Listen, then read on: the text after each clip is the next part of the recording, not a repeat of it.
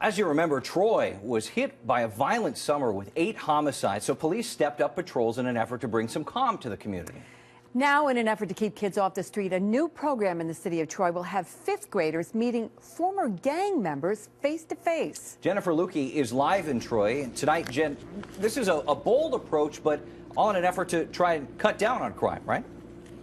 Yeah, exactly. As you mentioned, it was a deadly summer, and a lot of those shootings, the chief tells me, were gang related. So there is no question that gangs are here in Troy, particularly in the Lansingburg area. And that is why law enforcement from across the state and the federal government will actually be coming into schools like this one, School 18, and every other school in Troy to talk to 5th graders, hoping to get to them before gang members do.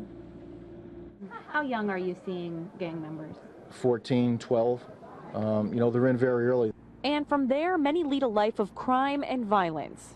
But what often gets overlooked is that gangs become a social support network for that youth that doesn't have family, that youth that doesn't have guidance, the youth that doesn't have a role model. That's why this group, made up of 18 federal, state, and local agencies, is getting involved in their lives at a much earlier age. Hopefully we can reach some of these kids before it's too late. They'll meet with all 5th graders across the Troy City School District. It's at about this stage where they start to sadly form alliances that can result in bad behavior, misbehavior. So we're hoping to get to them at that earliest age. Teaching them about the criminal justice system and actually having former gang members speak with the kids too. Let them learn by, association. People who have done this, and then they'll see where it can take them, where it can't take them. Pam Mulhern has a daughter in elementary school and says the earlier the better. Start early, and then when they get to junior high and then high school, they'll know how to protect themselves and say no. Something Chief Tedesco echoes. So we have to get the kids at a much earlier age. I think, I'm not saying we give up on kids once they get into gang, but the success rate is certainly dismal, if you will. So is 5th grade early enough, in your opinion?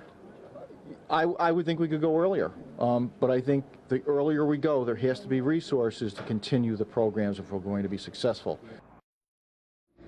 And speaking of continuing those resources, I spoke with the superintendent of Troy schools today too, and he says that they do have other programs in the school at a later age, middle school and high school. So they're hoping this new program will lead into those and keep kids off the street. One other note here, the city of Albany schools recently implemented a program very similar to this. The US Attorney tells us so far it appears to be having good results, although it's very new and there's still really no measurable difference just yet. But of course, we will keep an eye on both these programs, and obviously everyone here in the community hoping they will lead to safer streets. Live in Troy tonight, Jennifer Lukey, CBS 6 News.